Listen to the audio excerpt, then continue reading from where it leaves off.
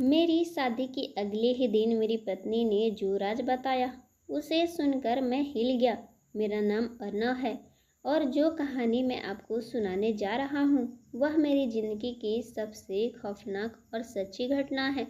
ये कहानी शुरू होती है मेरी शादी से। मेरी शादी एक बहुत ही खूबसूरत लड़की नेहा से हुई थी। नेहा दिखने में जितनी मासूम थी उतनी ही शांत और समझदार भी लगती थी।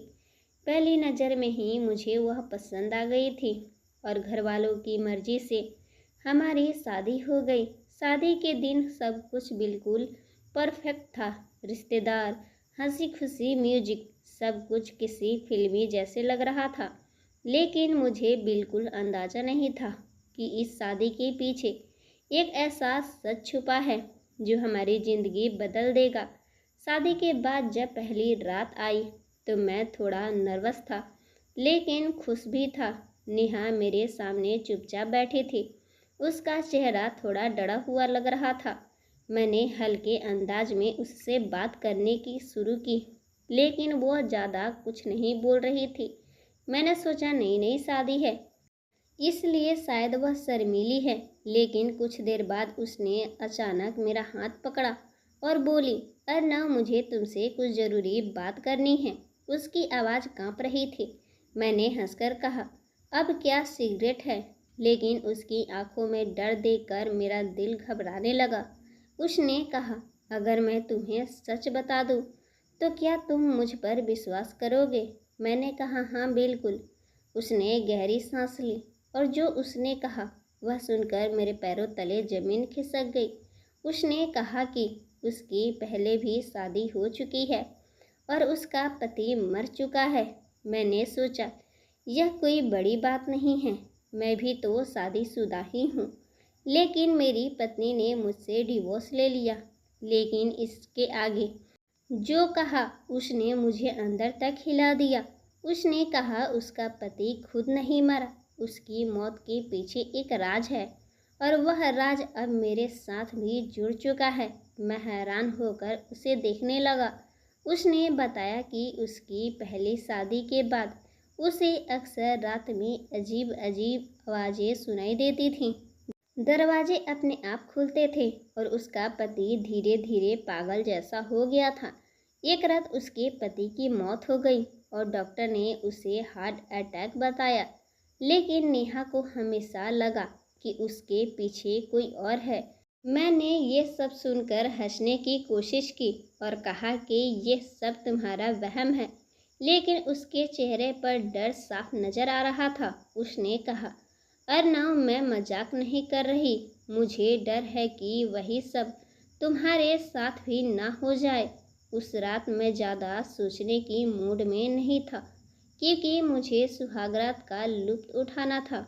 मैंने अपने पत्नी का दोनों हाथ अपने हाथों में लिया और उसे चूमने की कोशिश की, लेकिन अजीब सी शक्ति हमारे बीच आ गई। मुझे समझ नहीं आया आखिर यह क्या हुआ।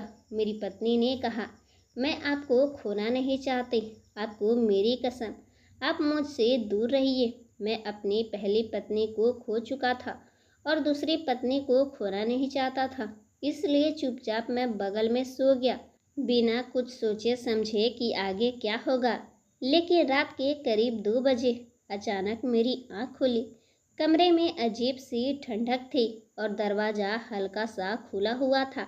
मैंने सोचा शायद हवा से खुल गया हो। मैं उठा और दरवाज़ा बंद करने गया, लेकिन तभी मुझे पीछे से किसी के चिल्लाने की आहट सुनाई दी। मैंने मुड़कर देखा तो कोई नहीं था, लेकिन मेरे दिल की धड़कन तेज हो गई थी। मैंने वापस आकर सोने की कोशिश की, लेकिन नींद नहीं आ रही थी। अगले दिन मैंने नेहा से कुछ नहीं कहा, लेकिन मेरे दिमाग में उसकी बातें घूम रही थी। धीरे धीरे घर में अजीब घटनाएं होने लगी। कभी चीज़ें अपनी जगह से हिल जाती, कभी रात में किसी के रोने की आवाज़ आती।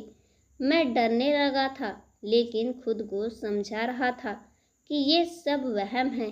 एक रात मैं पानी पीने के लिए उठा तो देखा कि नेहा कमरे में नहीं है।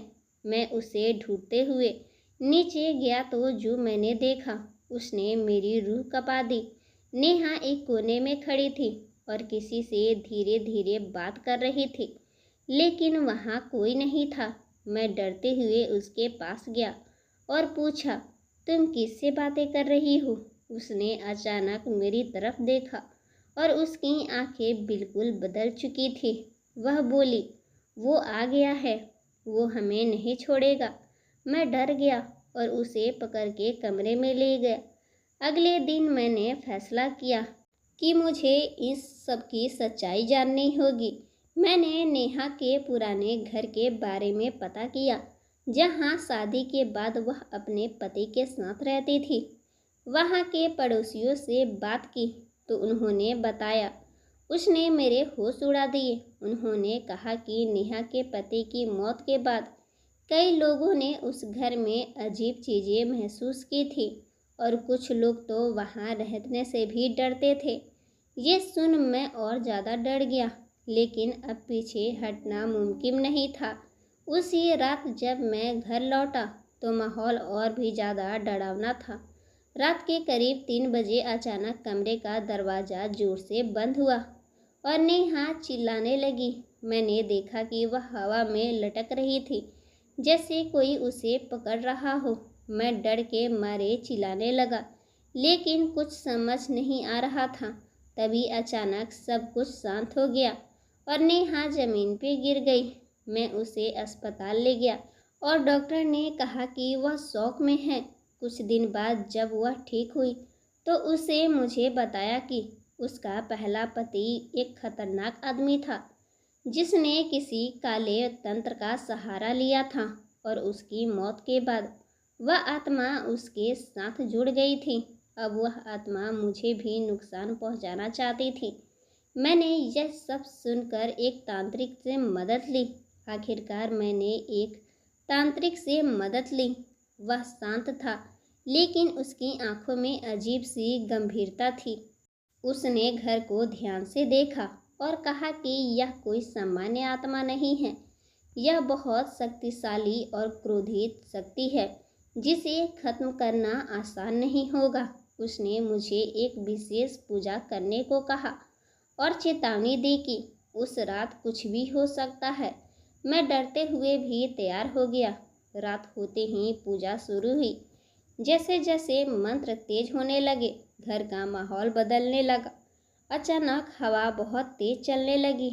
दरवाज़ा अपने आप बंद और खुलने लगी। दीवारों पर छायाएं हिलने लगी और चीज़ें बिना किसी वजह के गिरने और उड़ने लगी। घर के कोने में अजीब अजीब आवाज़ें आने लगीं, कभी किसी के रोने की, कभी हंसने की। ऐसा लग रहा था जैसे पूरा घर किसी अदृश्य शक्ति की गिरफ्तार में हो गया हो। पूजा के बीच में ही दीपक बुझ गया और उसी अंधेरे में एक भयंकर साया धीरे धीरे सामने आने लगा। और फिर जो हुआ उसने मेरी रूह तक हिला दी।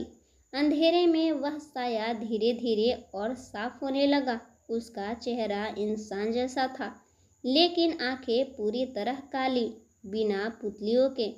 कमरे में मौजूद हर व्यक्ति की सांसें अटक गई। तांत्रिक ने जोर से मंत्र पढ़ना शुरू किया, लेकिन उसकी आवाज़ भी कांप रही थी। अचानक उस आत्मा ने तेज चीख मारी और पूरा घर हिल उठा। पूजा की थाली अपने आप पलट गई और दिए एक एक करके बुझने लगे। मैं डर के मारे जमीन पर गिर पड़ा। तांत्रिक ने मुझे पीछे हटने को कहा और खुद सामने खड़ा हो गया।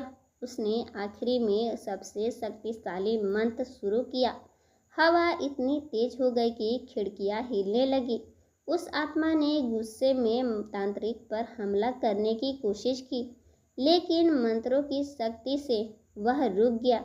उसका चेहरा और डरावना हो गया, जैसे वह अपनी असली ताकत खो रहा हो। कुछ मिनटों तक भयानक संघर्ष चलता रहा। एक तरफ अंधेरी शक्ति, दूसरी तरफ मंत्रों की रोशनी। फिर अचानक एक तेज चमक हुई और सब कुछ शांत हो गया। मैं तांत्रिक के आगे हाथ जोड़कर धन्यवाद किया, क्योंकि मेरी उजड़ती जिंदगी बच चुकी थी और उन्होंने मेरी उजड़ती जिंदगी बसा दी थी। और आज की रात हमारी ज़िंदगी की शुरुआत की रात थी। मैंने अपने बेबी को शॉपिंग के बहाने उसके दोस्त के साथ बाहर भेज दिया और फिर मैंने पूरे घर को फूलों से सजा दिया और कैंडल लाइट डिनर रखा। पत्नी ने जैसे ही दरवाज़ा खोला, पूरा कमरा अंधेरे में डूबा हुआ था। पति ने धीरे से उसका हाथ पकड़ते हुए कहा, डरो मत। नहीं, उसने उसके हाथ में एक गिफ्ट दिया और कहा, इसे पहन के आओ। जब पत्नी तैयार होकर आई तो कमरे की लाइट जली। रात का माहौल बेहद ही खूबसूरत और शांत था। पूरे घर में सिर्फ मोमबत्तियों की हल्की रोशनी और फूलों की महक फैली थी। कमरे के बीचों बीच सजा कैंडल लाइट डिनर माहौल को और भी रोमांटिक बना रहा था। पति सफ़ेद शर्ट में बेहद हैंडसम लग रहा था, जबकि पत्नी लाल साड़ी में बेहद खूबसूरत दिखाई दे रही थी। उसके खुले बाल और हल्की मुस्कान पति को बार बार उसकी तरफ देखने पर मजबूर कर रहे थे। घर में दोनों बिल्कुल अकेले थे। धीमा संगीत चल रहा था। पति ने प्यार से पत्नी का हाथ पकड़ा और उसे अपने करीब बिठा लिया। पत्नी हल्का सा शर्मा कर मुस्कुरा दी। दोनों ने साथ मिलकर डिनर किया। अब बारी थी एक दूसरे में खो जाने की। पति ने मुस्कुराते हुए उसके कानों में धीरे से कहा, आज तुम सच में दुनिया की सबसे खूबसूरत लड़की लग रही हो। यह सुनते ही पत्नी शर्मा कर उसकी बाहों से लिपट गई। कुछ देर बाद पति ने प्यार से उसके माथे फिर गालों को चूमा। पत्नी ने भी मुस्कुराते हुए उसकी आंखों में देखा और अपना सिर उसके सीने पे रख दिया। मैंने उसका चेहरा अपने हाथों में लिया और चूमने लगा और उसके शरीर से लाल साड़ी हटाने लगा। लाल ब्लाउज में गोरा बदन बेहद ही हॉट लग रहा था। फिर मेरी पत्नी ने मेरा शर्ट उतारा और फिर हम एक दूसरे के अंदर खो गए। आज शादी के कई साल बीत चुके हैं और मुझे एक 2 साल का बेटा भी है। मेरी ज़िंदगी अब बेहद ही खुशहाल चल रही है। तो दोस्तों, कैसी लगी आपको यह कहानी? कमेंट करके ज़रूर बताइएगा। वीडियो पसंद आए हो तो लाइक और साथ ही हमारे चैनल को सब्सक्राइब ज़रूर कर लीजिएगा। धन्यवाद।